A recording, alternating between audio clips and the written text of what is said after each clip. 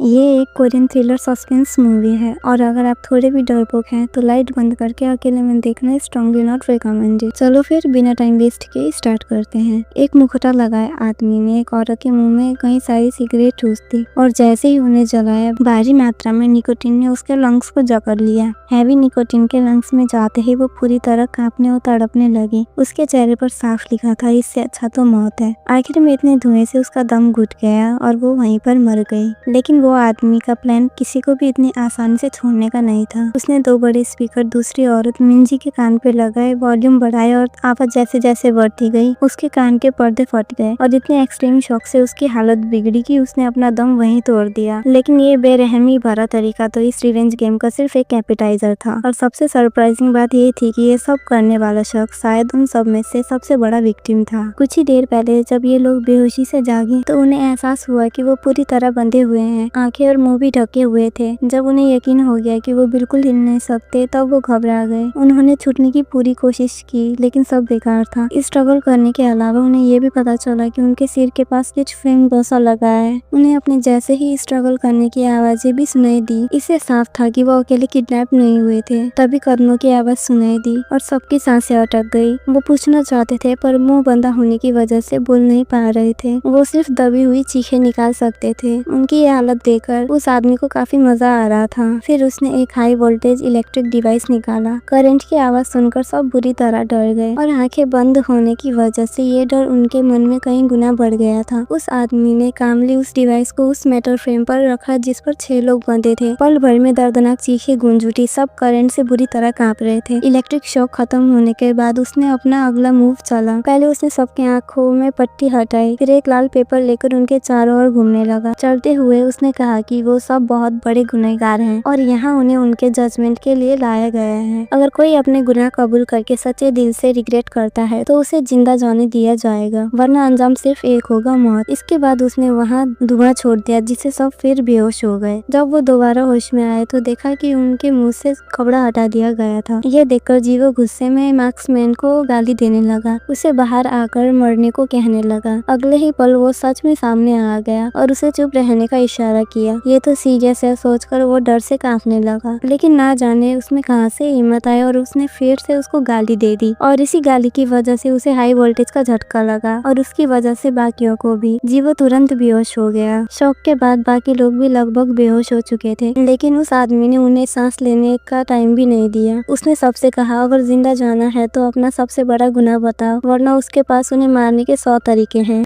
ये सुनकर सब बहुत डर गए। जिंदा रहने के लिए वो अपने गुनाह बताने लगे। सुयन ने बताया कि वो पैसों के लिए रिच लोगों को फंसाती थी, जिन्होंने कन्फेस किया कि उसका अपने साली के साथ अफेयर था। बाकी लोगों ने भी अपने अलग अलग गुनाह बताए। कोई अपने पेरेंट्स पर डिपेंड था, कोई बेशुमार शराब पीता था, कोई अजीब फैंटेसीज रखता था। लेकिन ये आंसर उसे काफी नहीं लगे। उसने फिर से सबको इलेक्ट्रिक शॉक दे दिया। जब तक डिवाइस की बैटरी खत्म नहीं हुई वो नहीं रुका। जाने से पहले उसने सबको ठीक से सोचने को कहा, वरना जब वो चार्ज करके वापस आएगा तो कोई जिंदा नहीं बचेगा। उसके जाने के बाद जीवो फिर गुस्से में आ गया। गालियां देते हुए वो वहाँ से भागने का रास्ता ढूंढने लगा, लेकिन कितनी भी कोशिश कर ले वो ना तो चेन तोड़ पा रहे थे, ना ही उस भारी मेटल फ्रेम को हिला पा रहे थे। ये देखकर सब डर गए। क्या वो सच में इस अंधेरी जगह पर उस साइको के हाथों मारे जाएंगे? और उनका डर सच साबित हुआ। वो आदमी एक बड़े बकेट में बहुत सारे बॉल पेन लेकर आ गया। आते ही उसने मिंजुन के पैर पर और बॉडी पर जोर से पेन घोंपना शुरू कर दिया। मिंजू दर्द से बुरी तरह चीखने लगा। उसकी चीखें सुनकर बाकियों की रूह कांप गई। ये भयानक आवाजें सुनकर सब इतना डर गए कि उनकी सांस ही रुक गई,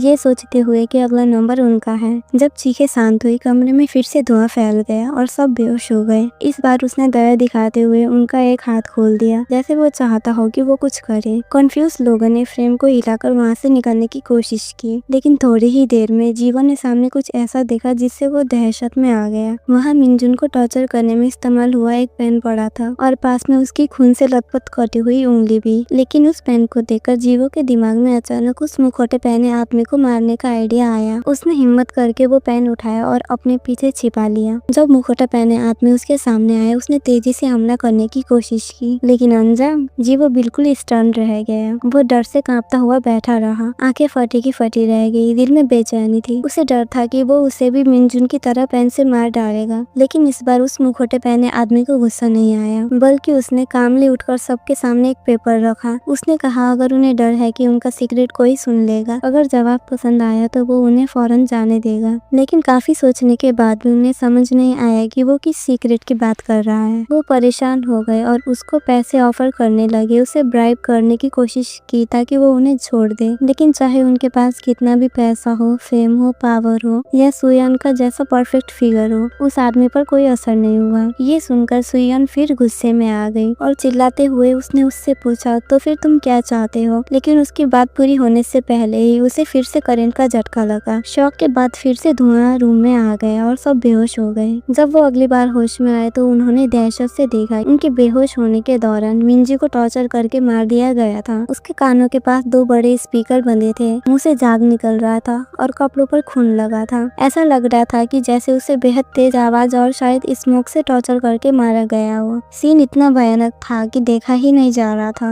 मिंजी के मरने के बाद वो आदमी अंदर आया और उसकी बॉडी को घसीटकर बाहर ले गया। ये सीन देखकर जुनहो बुरी तरह डर गया। बाकी लोग देख तो नहीं सकते थे, लेकिन आवाज से समझ गए कि उनमें से कोई एक और मारा गया है। इसलिए जब वो वापस आया सुयन से रहा नहीं गया। उसने गुस्से में कहा तुम्हें ना पैसा चाहिए ना खूबसूरती, तो तुमने हमें यहाँ बांध कर क्यों रखा है। उस आदमी ने सिर्फ इतना कहा, ऐसी चीज जो दूसरे को हमेशा याद रहे। बस ये कहकर वो फिर चुप हो गया। वो चाहता था कि बाकी बचे 4 लोग खुद सोचे। सिर्फ सही जवाब लिखने पर ही वो वहाँ से जा सकते थे। फिर से धुआं आया। होश में आने पर सब लोग तेजी से यह करने लगे और पेपर पर अपनी जिंदगी की सबसे बुरी शर्मनाक हरकतें लिखने लगे और फिर वो बेहोश हो गए। हर बार जब वो बेहोश होते, वो आदमी उनका कोई न कोई बंधन खोल देता था और अगला टारगेट चुन लेता था। इस बार भी ऐसा ही हुआ। उसने उनके सिर के पास लगी मेटल प्लेट हटा दी और सुयन के मुंह में बहुत सारी सिगरेट ठूस दी। फिर लाइटर निकालकर उन्हें जलाया और बड़े इंटरेस्ट से अपने मास्टरपीस को देख रहा था। कैसे वो धीरे धीरे सांस के लिए तड़पती है और आखिर में लंग फेल होने से मर जाती है। ये खौफनाक सीन देखकर बाकी लोग दहशत में आ गए।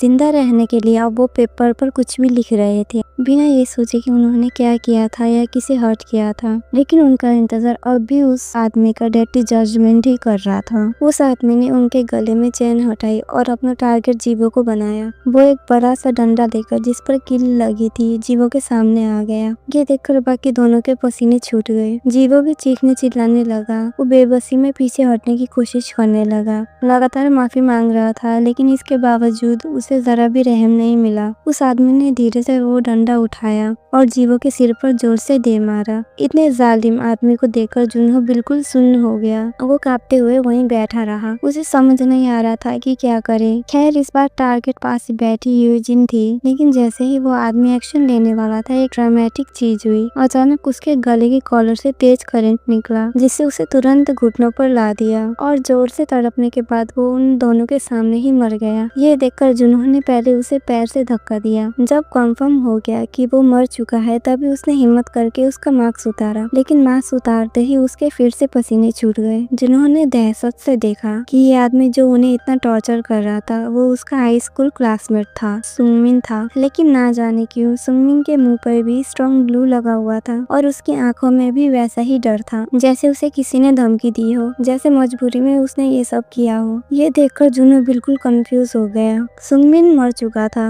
वो खुद बच गया था, उसे खुश होना चाहिए था। लेकिन हाथ में वो फोटो, मरा हुआ क्लासमेट और सुंगमिन के चेहरे पर वो डरा हुआ एक्सप्रेशन, ये सब उसे जैसे याद दिला रहा था कि ये मामला शायद और भी उलझा हुआ है। लेकिन अब जुनहो के पास ज्यादा सोचने का टाइम नहीं था। अब सबसे इम्पोर्टेंट था कि यहाँ से जल्द निकला जाए। इसलिए वो फ्रेम पर हाथ मारने लगा, ऊपर लगी हथकड़ी तोड़ने की कोशिश में। लेकिन जब वो स्ट्रगल कर रहा था, तभी यूजिन ने पास रखे एक कैंडल में एक चाबी देखी। जुनहो ने जल्दी से कैंडल बुझाई और चाबी निकालने के लिए हाथ बढ़ाया, लेकिन वो गर्म होने की वजह से गलती से चाबी उसके हाथ से छूटकर दूर जा गिरी। खैर वो चाबी यूजिन के पास जा गिरी, इसलिए वो आसानी से की उठा पाए। फिर यूजिन ने उस चाबी से अपना हैंडकफ खोला और जुनहो बस वहीं बैठा रहा, बड़ी बेसब्री से जाने का इंतजार करते हुए। लेकिन अगले ही पल यूजिन जैसे बिल्कुल बदल गई और जुनहो को एक अजीब गहरी नजर से देखने लगी। और इस डेडली जजमेंट का असली मकसद अब आखिरकार सामने आ गया था। पता चला कि इस पूरे जजमेंट का मास्टरमाइंड कोई और नहीं बल्कि सामने खड़ी ये लड़की यूजिनी थी।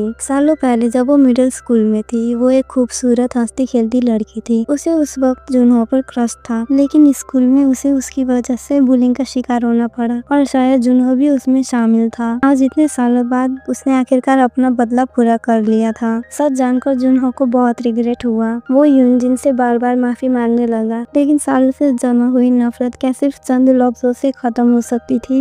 यूजिन ने पहले इलेक्ट्रिक शॉक का बटन दबाया, जिससे जुनहो को जबरदस्त झटका लगा और फिर कमरे में जहरीली गैस छोड़ दी। आखिर में वो जुनहो के साथ ही मर गई। ये मानना पड़ेगा इतने साल बाद भी उसके दिल में जुनहो के लिए थोड़ी फीलिंग शायद बाकी थी और जुनहो के साथ मरने का फैसला उसके लिए इस एहसास को अंजाम देने का तरीका था। साथ ही यूजिन की ये दर्दनाक कहानी कोरिया में स्कूल बुलिंग की असलियत भी दिखाती है। जब सिस्टम काम नहीं करता, लोग लापरवाह होते हैं और जुल्म करने वाले और बिगड़ जाते हैं, तो बुलिंग का शिकार हुए लोगों के पास सिर्फ बदला लेने का रास्ता बचता है। और जब कानून विक्टिम को इंसाफ नहीं दिलाता, तो सच यानी बदला ही शायद आखिरी सॉल्यूशन बन जाता है। तो दोस्तों, आज के लिए इतना ही। मिलते हैं अगले वीडियो में और लाइक कमेंट शेयर करना बिल्कुल मत भूलिएगा।